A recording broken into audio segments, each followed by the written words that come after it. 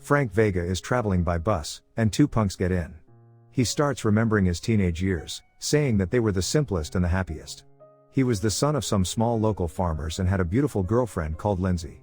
He has to do something with his life, so he decides to join the army, and ends up being tortured and wounded in Vietnam. When he returns to the USA, he has to follow rehabilitation, and then he tries to come back to his life. However, when he visits adult Lindsay, she is already married with 2 children. He tries to join the police forces, but his words cause him to be rejected. He can't find a decent job, as all the possible employees want university degrees and experience. Finally, he starts selling hot dogs in a street post. And 40 years have gone by, and Frank's life has slipped through his fingers. He repents his life. When 2 punks enter the bus, they bother a passenger. Frank tells them to stop, so he becomes the object of their wrath, but he defends himself and ends up beating them to a pulp. Some other passengers record this with their mobile phones, and they upload it onto YouView with the title Badass. Frank becomes an instant celebrity, and he and Mrs. Vega are interviewed on the morning program LA Mornings by a journalist. Now, his community and the police respect him. Officer Marlack even takes with them on patrol. 3 months later, Frank's mother dies. Father Miller gives out a deep and nice speech, but Frank is sad anyway. He takes all the cutlery to their local church, as stated in her will. The rest will be for him.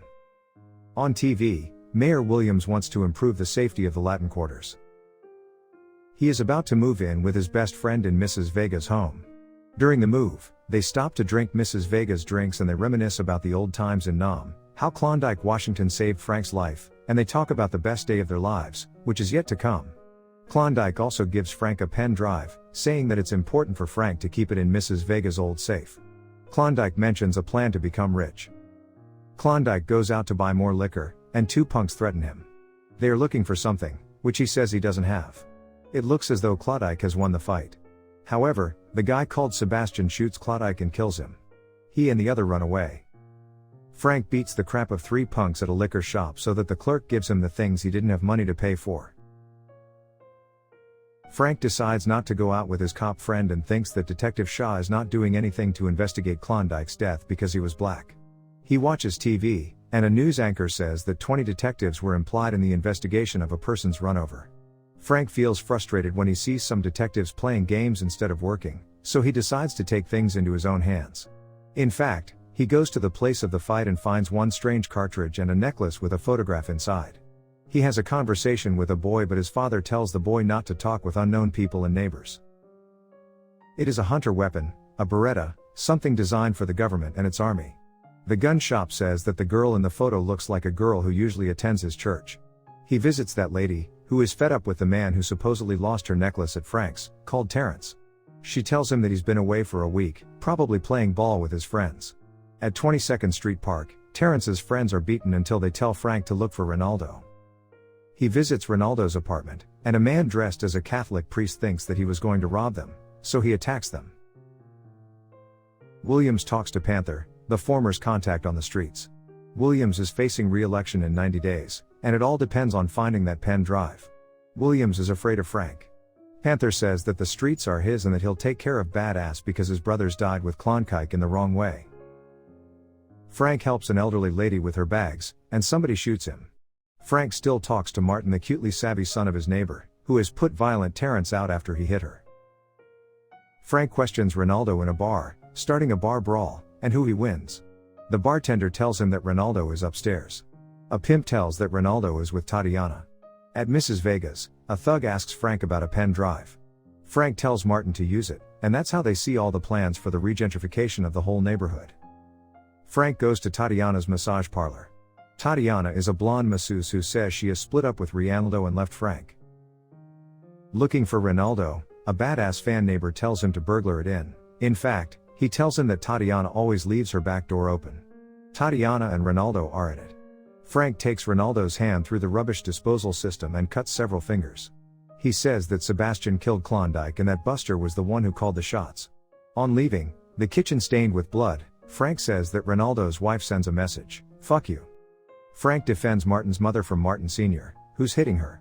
Frank gets all cute to have dinner with her in her garden, which reminds Frank of his own mother.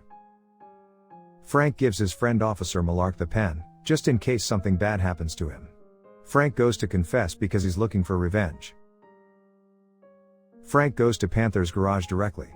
Two thugs are there, but Panther decides to face him directly, but not on his own.